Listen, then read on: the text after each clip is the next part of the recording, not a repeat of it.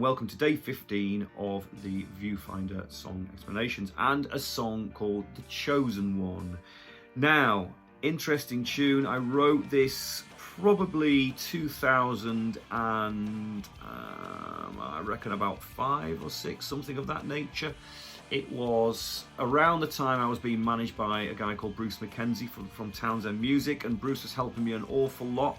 I was involving myself now in production at this point with various people, including the Virgin Marys, who were the first band I produced, and I was getting back into a form of writing process again, because I had quite a layoff. I hadn't done an awful lot of writing, but I'd kind of got ideas on the back burner and bits and pieces.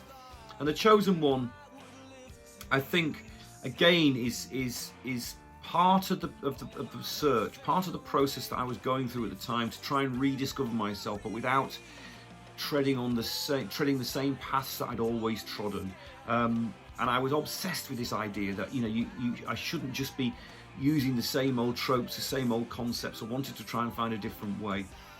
But inevitably, because we are who we are, and it's hard to change your spots, you can't be the person you're not. And I remember sort of in a way being frustrated by The Chosen One initially, because it was very almost traditionalist, a sort of Toby traditional song, if you like.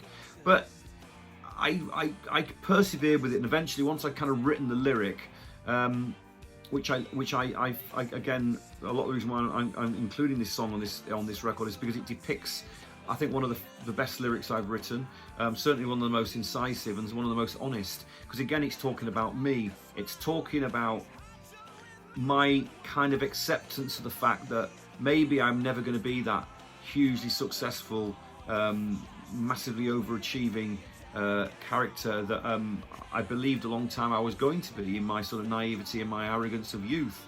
But also accepting it, that we can't all be like that. And I was, in a way, it's, by the time it all finishes up at the end of the lyric, it's more, I guess, sort of being philosophical about that situation, and saying there's happiness and you can find an equilibrium and a kind of even keel and a happiness through acceptance, as well as striving for the impossible. I still strive for the impossible, I still strive for the dream, but I'm quite willing to accept that maybe it isn't going to happen. And in a way, the very fact that you accept that situation opens up the possibility of it happening, probably to a greater degree. So yeah, I really like this tune. Again, it's one that's really just a demo. I never really got where I wanted to go with it in terms of the physical recording. That goes for the vast majority of the songs on this compilation.